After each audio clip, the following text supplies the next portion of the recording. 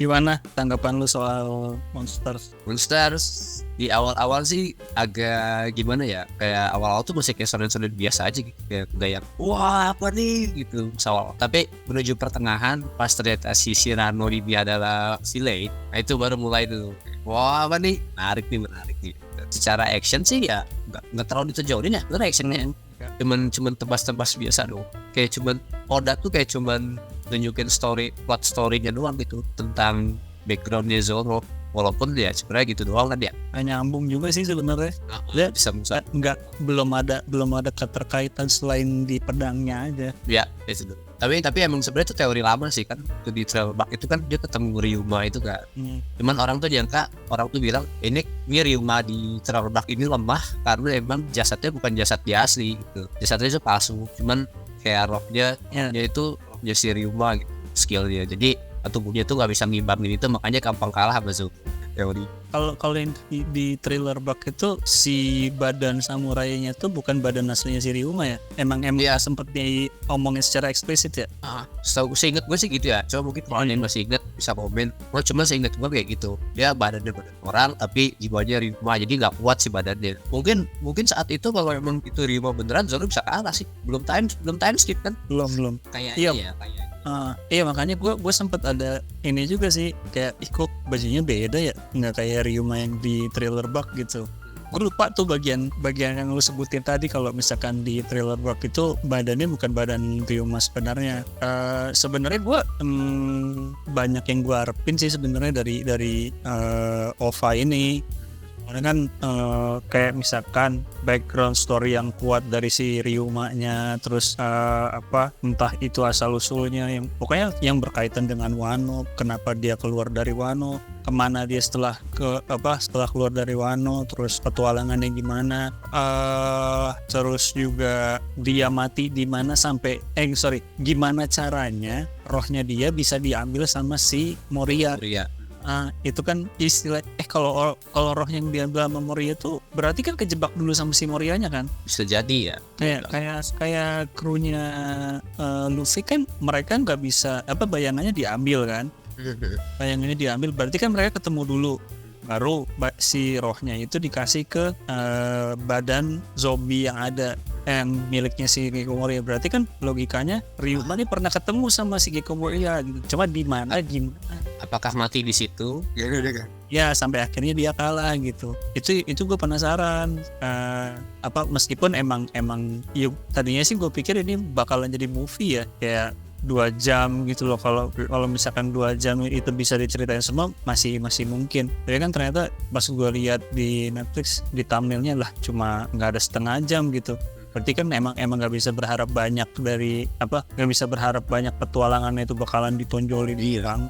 Gue juga pesen sabar cuma se-episode ya, berarti kayaknya gitu doang gitu. Iya, tapi memang di sini sih yang lebih ditonjolin tuh emang karakternya si Ryuma-nya yang cheerful, yang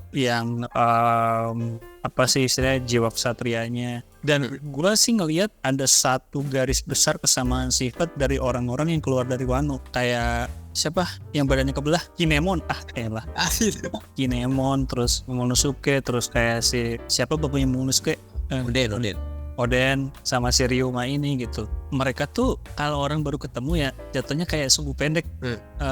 Tapi dibalik itu sebenarnya mereka tuh punya pride yang tinggi. Terus juga ada punya pride yang tinggi buat ngejaga kehormatannya. Cuma namanya orang nggak pernah keluar daerah jadi udik. Itu kelihatan banget karakter udiknya si Ryuma tuh di sini kelihatan banget gitu. Cuma ketulusannya dia buat membalas budi orang yang ngasih makan, genuine-nya dia itu emang ada kesamaan dari karakter-karakter itu gitu loh. Bukan, itu kan lebih ke jatuhnya kan lebih ke budaya ya, itu kan. Iya. Culture-nya mereka gitu. Culture-nya samurai gitu. Mungkin atau gue sempet lihat tadi My Animes kan kayaknya ratingnya nggak sampai 8 gitu. Mungkin ini juga sih kayak itu kan harem ya, dalam kesenggol kan harem, tapi kan emang menurut samurai itu bisa segede gitu. Kayak contohnya kalau di kehidupan kita tuh kayak harakiri ya. Itu kan salian seppuku gitu ya. Seppuku harakiri atau apapun. Namanya gue lupa, yang adalah prinsip-prinsip samurai itu yang menurut kita tuh kayak ngapain sih gitu. Padahal sebenarnya itu kan emang prinsipnya mereka gitu. Dan di saat itu tuh emang patut dihargai banget. Entah sekarang itu relate atau enggak ya. Ya, coba jujur gue sebenarnya berharap minimal dari segi action ditonjolin gitu skill si rumah ini gitu. Karena kan kalau gue jujur agak ada sedikit kecewa dan ada sedikit kontradiktif dari film ini gitu. Yang menurut gue kurangnya ya, kayak di adegan pertama tuh kan si Ryuma nantangin duel si Shirano ya, yang pas dia di barnya si Flare itu, terus tiba-tiba si Ryuma bisa nebas sepatu tapi dia ke sudut si pedangnya si Shirano di sini. Nah logikanya kan berarti Shirano lebih kuat nih dari si Ryuma, tapi pas lagi duel dengan gampangnya tangannya kepotong gitu loh. Maksud gue itu agak sedikit ya apaan sih, maksudnya apakah sebegitu ngaruhnya dia lapar, tapi kan kondisinya pas lagi itu si Ryumanya udah makan. Lebih ke power of shonen sih kayaknya. Iya, maksudnya kayak ada ketidakkonsistenan di situ gitu loh, yang kalau mungkin akan lebih aman kalau misalkan dari awal tuh si Ryumanya tuh Ryumanya emang nggak ada niat buat ngelawan si Shirano di awal gitu. Maksudnya kayak lu tahu lu lebih kuat, lu nggak bakalan nyenggol orang yang lebih lemah gitu loh. Meskipun pedangnya senggolan gitu loh. Meskipun pedangnya senggolan, paling kayak cuma ngancem doang, tapi yang banyak ngomong justru si Shirano-nya itu lebih masuk akal. Kalau misalkan ketika mereka berantem dengan gampangnya tangannya Shirano kepotong gitu. Cuma kan di sini kan istilahnya yang nantangin duluan si Ryumanya nih. Iya. Terus tiba-tiba ke sudut pedang begini gitu. Itu kan konyol banget gitu maksud gua. Jadi nggak masuknya di situ aja menurut gua. Padahal kalau gua sih berekspektasi ini tuh dia bisa sekuat Mihawk gitu. Minimal tuh di atasnya si Ryuma sih. Tampilannya Shirano. Ya, Tampilannya Mihawk. Ada sedikit kemiripan dan kayak foreshadowing Mihawk. Tapi ternyata cuma gitu doang. Sayang sih. Iya, mungkin durasi juga sih. Mungkin, cuma ya maksudnya kayak apa ya, yang bikin sayang tuh jadi karakter Ryumanya jadi nggak didalemin banget gitu loh tau. Iya. Kalau soal Shirano-nya oke lah, mungkin ya namanya mungkin dia cuma villain biasa gitu loh, yang kita juga bakalan lupa beberapa tahun ke depan. Cuma kan karakter Ryuma ini sebenarnya bisa dibilang penting dalam sejarah Wano gitu loh. Dalam sejarah kurang kan sebenarnya Wano ya. Kenapa sejarahnya? Menurut gue iya dari anime, dari One Piece ya pun kayaknya pernah digali juga. Yang katanya dulu kadang-kadang Wano itu bakal jadi sejarahnya Zoro. Iya. Tapi ternyata nggak ada sama sekali. Ada. Terus sejarahnya Wano-nya juga nggak terlalu dikulik. Tentang karakternya si Ryuma ini juga nggak dikulik. Jadi nguliknya tuh cuma tipis-tipis doang gitu loh, kayak pas di endingnya tuh yang si bartendernya di barnya Flare yang ngelapin yang kacamata kalau nggak salah, cuma ngomong oh aku ingat sekarang dia dari Ryuma Sang Raja gitu. Cuma gitu doang gitu loh. Kayak kenapa dia disebut dari mana dia disebut Sang Raja, kenapa dia layak disebut Sang Raja, itu tuh kayak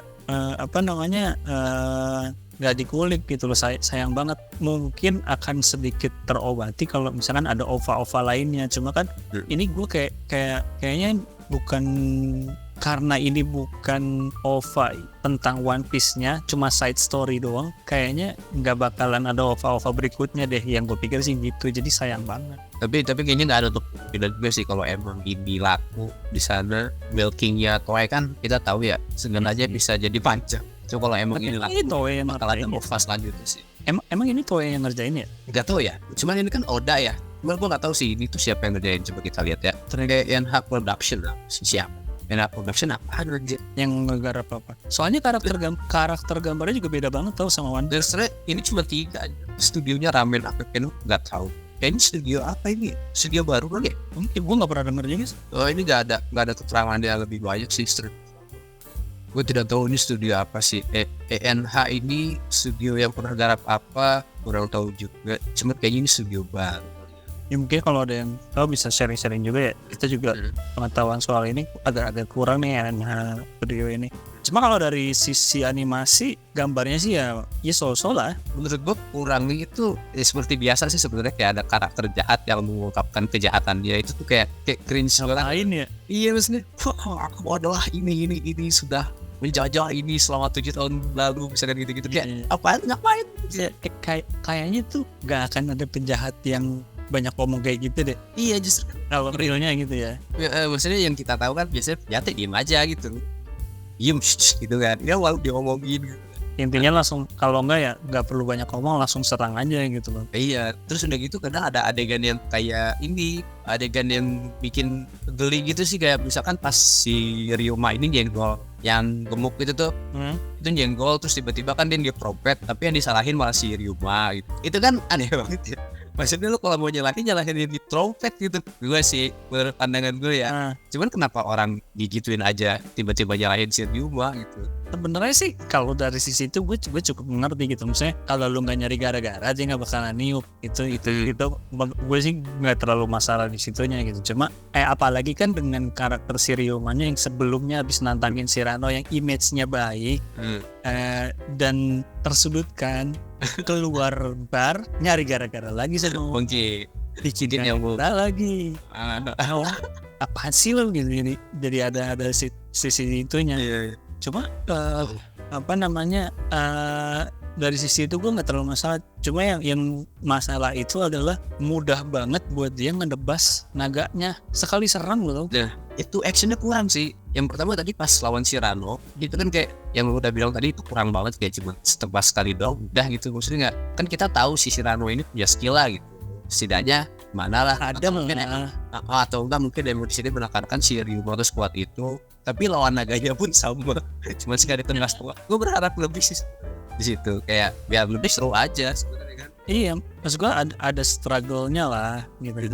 Iya, atau ya itu makanya kalau dari awal digambarin kalau dia nggak banyak ngomong, tiba-tiba sekali berantem orang langsung kalah, it's okay. Cuma kan di depan berarti tunjukin kalah duluan nih gitu. Iya, jadi tunjukin nggak sekuat itu kan. Itu yang kontradiktif sih menurut gua gitu.